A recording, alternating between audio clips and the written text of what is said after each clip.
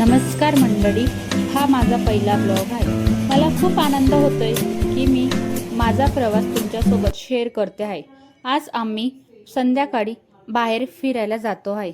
चला तुम्ही पण माझ्यासोबत, आपण मस्त बाहेर हवा पाणी बघू। आम्ही संध्याकाळी निघालोय। इकडचं वातावरण भारी आहे, वारा एकदम गार आहे, झाडं डोंगर सगळं खूप सुंदर दिसतंय। मंदिराकडे जाताना हा नजारा बघून मन खुश झालं। इकडे सगळीकडे हिरवळ आहे, झाडाच्या सावल्या आहेत, पाण्याचा धबधबा दिसते। अशा निसर्गाचा नजारा मनाला खूप शांत करतो। माझ्यासाठी हा प्रवास खास आहे, कारण हा माझा पहिला ब्लॉग। मला तुम्हाला दाखवा, संध्याकाळचं वातावरण फार छान आहे।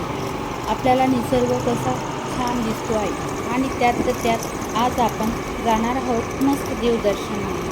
आज आपण कुठे जाणार आहोत हे तुम्हाला थोड्याच वेळात कळणार आहे। चला मग तुम्ही माझ्यासोबत प्रवासाला सुरुवात करा।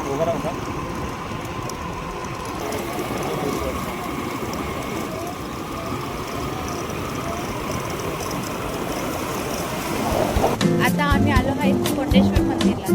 आता तुम्हाला थोड्याच वेळात कोंडेश्वर मंदिर दाखवते। हे बघा, आपण कोंडेश्वर मंदिराला पोहोचले। इथं खूप शांतता आहे।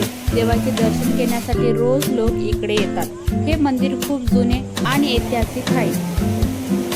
इकडे सगळीकडे हिरवळ आहे, झाडांच्या सावल्या आहेत, पाण्याचा धबधबा आहे, आणि त्यात इकडे पाण्याचं म्हणजे सगळंच काही छान। इकडे छान आम्ही देवाचे दर्शन घेतले, त्यासोबतच विकीचे आणि शंभूचे देवाचे दर्शन घेतले।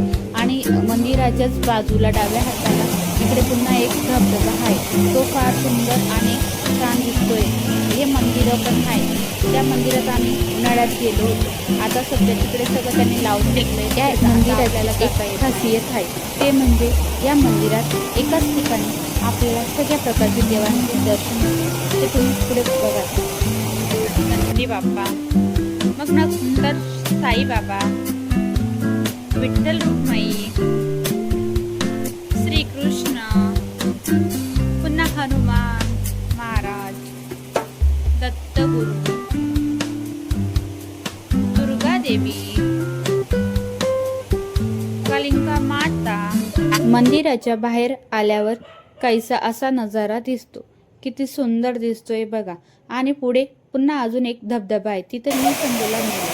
शंभू इकडे फारच रडत होता, त्याला थोडी भीती आहे। तो असंही पाण्यात जात नाही, त्याला किती सांगितलं तरी तो खाली उतरला नाही, माझ्याच अंगाला चिटकून राहिला। मी त्याला इतक्या रावण्या केल्या, पण त्याने ऐकलंच नाही। ठिकाणी आलो आहे, तिथे एवढा पाऊस आहे, आम्ही सगळे एन्जॉय करतोय, पण शंभू काही एन्जॉय करत नाही। शंभू फार घाबरतो ना शंभू।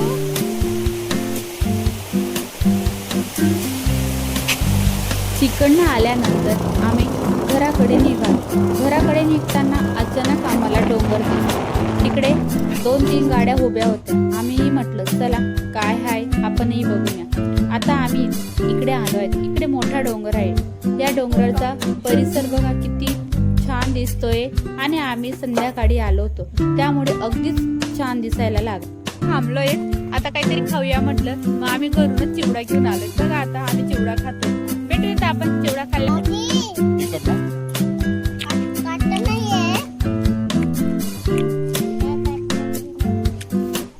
दे पुन्हा दे रे।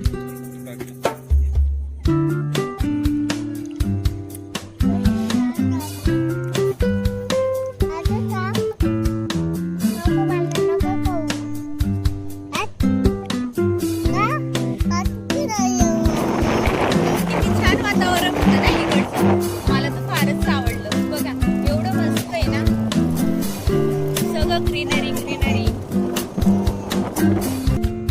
माझ्यासाठी हा प्रवास खूप खास आहे, कारण हा माझा पहिला ब्लॉग। मला खूप दाखवायला खूप आवडलं।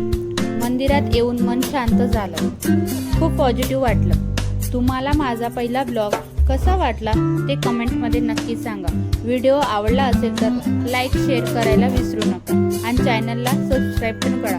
पुढच्या व्हिडिओ नक्कीच लवकर भेटेल। चला मग, टेक केअर फ्रेंड्स, आणि बाय।